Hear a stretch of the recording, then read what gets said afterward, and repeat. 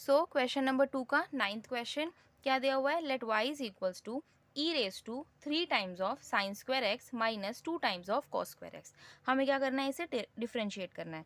तो differentiating with respect to X, तो D Y upon D x is equals to D by D X of E raise to 3 times of sine square X minus, sorry यहाँ minus है, power में ही चल रहा है ये, minus 2 times of cos square x.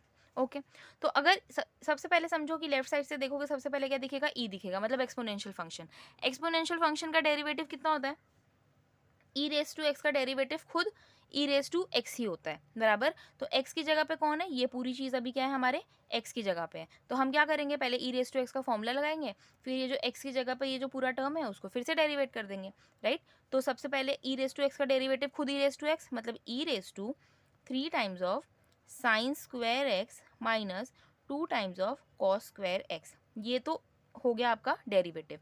पर multiply में फिर से डेरिवेट करना पड़ेगा किसको, जो एक्स की जगह पे, मतलब 3 sine square X minus 2 times of cos square x, इसको क्या करना पड़ेगा, फिर से डेरिवेट करना पड़ेगा। अब क्या होगा, E raise to 3 times of sine square X minus 2 times of cos square X into, अब यहाँ देखो, ये पहला टर्म, ये दूसरा टर्म, बीच में कौन सी साइन है, माइनस की। हमेशा बोला है प्लस माइनस रहेगा तो क्या होता है, डेरिवेटिव एक बार इसके पास जाता है, एक बार इसके पास जाता है। जब डेरिवेटिव इसके पास जाएगा, ठीक है, तो हम कैसे लिखेंगे, D by D X of bracket 3 times of sine square x, ऐसे लिखेंगे। लेकिन 3 क्या है, मल्टीप्लाई में है। हमें और भी पिछले क्वेश्चन में मैंने बताया कि मल्टीप्लीकेशन में जो नंबर होता है वो क्या आता है, बाहर आता है। तो 3 बाहर आ जाएगा, डी बाई डी एक्स सिर्फ किसके पास जाएगा, एक्स वाले टर्म के पास, यानी साइन स्क्वायर एक्स के पास। माइनस की साइन है, इसके पास भी डेरिवेटिव आया होगा, 2 क्या हो जाएगा, बाहर हो जाएगा, क्योंकि मल्टीप्लीकेशन में है। 2 बाहर, डेरिवेटिव किसके पास जाएगा, सिर्फ एक्स वाले टर्म के पास, मतलब कॉस स्क्वायर एक्स के पास, ठीक है। यहाँ देखो, E raise to 3 sine square X minus 2 times of cos square X, ये ठीक है, 3 इंटू, अब derivative of sine square X. अब देखो, साइन एक्स का डेरिवेटिव कॉस होता है पता है, बट साइन स्क्वायर है तो एक्स, एक्स का कोई टर्म है, रेस टू नंबर, मतलब कौन सा फॉर्मूला लगेगा, एक्स रेस टू एन वाला, जो सबसे पहला चैप्टर में पढ़ा है आपने। एक्स रेस टू एन का derivative x n into x raise to n minus 1। X की जगह पे कौन है, साइन एक्स है, और एन का वैल्यू कितना है, 2 है, ये वाले क्वेश्चन के हिसाब से। तो फॉर्मूला क्या बनता है, 2 टाइम्स ऑफ, है ना, क्योंकि एन की जगह पे 2 है, तो 2 टाइम्स ऑफ एक्स की जगह पे कौन है, sine x raise to n minus 1। 2 minus 1 कितना होता है, 1, बराबर, ये हो गया। लेकिन क्या ये एक्स था, नहीं ना, एक्स तो सिंपल एक्स वेरिएबल है, बट ये तो साइन एक्स उसकी जगह पे था। तो हम क्या करेंगे, फिर से डेरिवेट करेंगे किसको, साइन एक्स को, क्लियर है। माइनस ये 2 को यहीं रहने दो।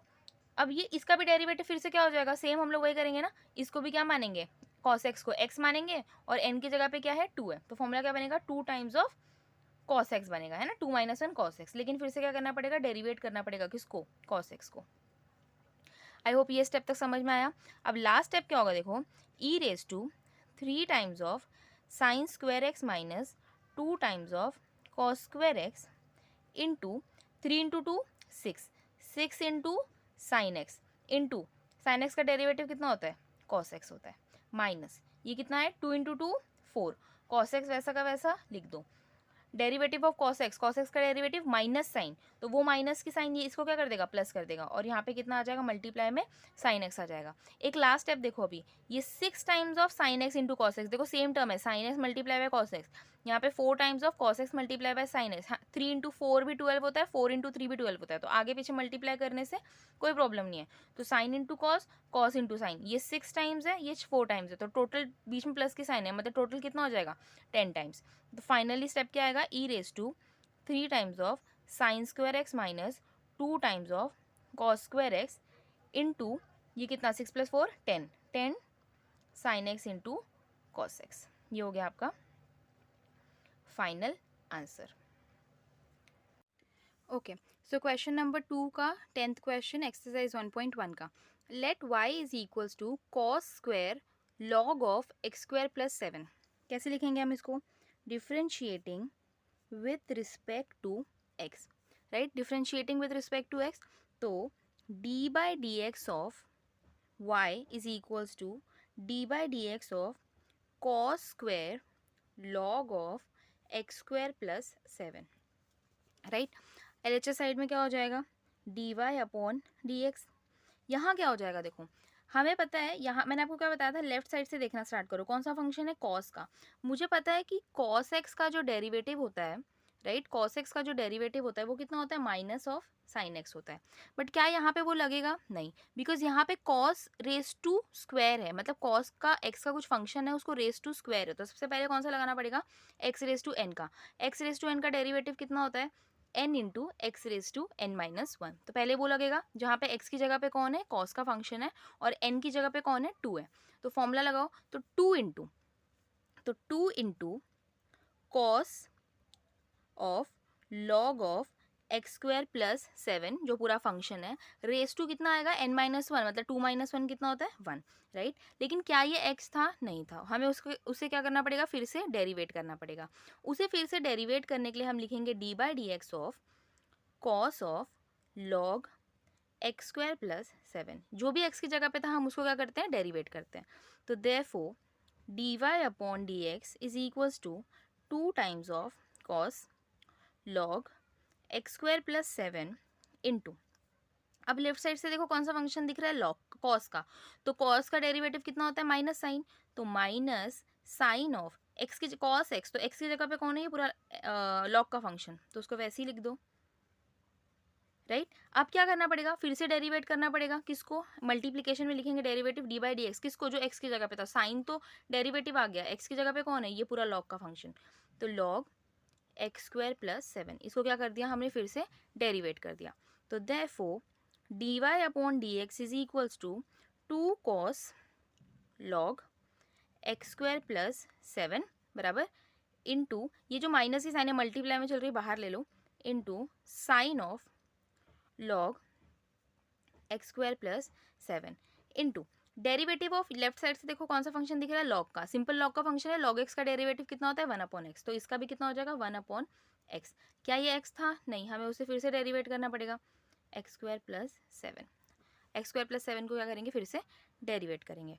तो D Y upon D x is equals to minus 2 times of cos of log x square plus 7 into sine of log x square plus 7 the whole divide by x square plus 7 into, देखो derivative क्या जाएगा एक बार x square के पास जाएगा, एक बार 7 के पास जाएगा। X square के पास जाएगा तो कौन सा फॉर्मूला लगेगा, एक्स रेस टू एन का। एक्स रेस टू एन का फॉर्मूला कितना होता है बताओ, n into x raise to n minus one. यहाँ पे जो मैंने बताया, तो एन की जगह पे कौन है, 2 है, तो कितना हो जाएगा, इसका डेरिवेटिव हो जाएगा 2x। और 7 क्या है, 7 एक कॉन्स्टेंट नंबर है, और कॉन्स्टेंट नंबर का डेरिवेटिव कितना होता है, हमेशा 0 होता है। तो बस ये फाइनल आंसर आ गया, बस इसको आगे पीछे कर दो। ये कितना है, 2x है मल्टीप्लीकेशन में, तो इसको आगे ले लो, 2 इंटू 2 4, माइनस की साइन चल रही है, एक एक्स है साथ में, उसके साथ मल्टीप्लाई में कौन है, cos of log of X square plus 7 into sine of log of X square plus 7। Numerator में ये है और डिनोमिनेटर में कौन है, एक्स स्क्वायर प्लस 7। तो ये आ गया आपका फाइनल आंसर।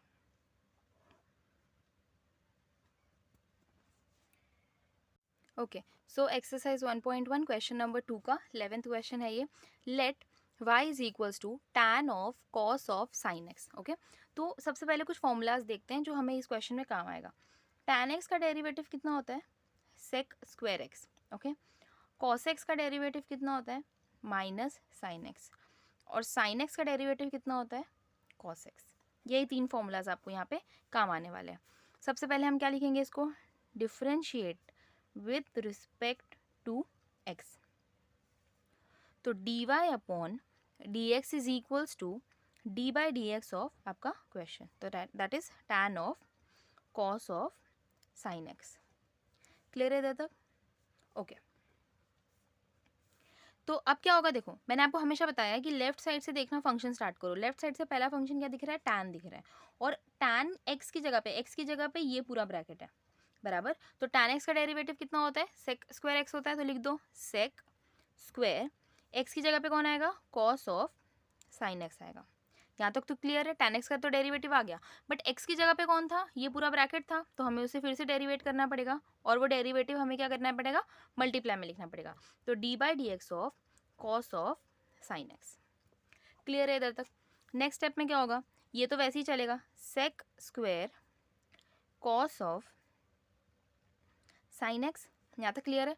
इसका डेरिवेटिव लेफ्ट साइड से देखो कौन सा फंक्शन दिख रहा है, कॉस, कॉस का डेरिवेटिव लगाना है, कॉस एक्स का डेरिवेटिव माइनस साइन, तो इसका डेरिवेटिव कितना होगा, माइनस साइन, है ना, माइनस साइन, एक्स की जगह पे कौन है, कॉस का डेरिवेटिव माइनस साइन, तो माइनस साइन तो मैंने सिर्फ कॉस का डेरिवेटिव लिखा, एक्स की जगह पे कौन था, एक्स की जगह पे ये पूरा साइन एक्स था, तो sine of sine x. I hope ये समझ में आया होगा।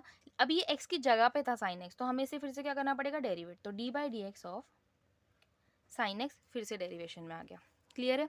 अब देखो ये टर्म और ये टर्म मल्टीप्लाई में है, तो ये माइनस को मैं आगे लिख सकती हूँ, तो minus sec square cos of sine x into sine of sine x into derivative of sine x का डेरिवेटिव कितना होता है, कॉस एक्स। बस ये हो गया आपका फाइनल आंसर।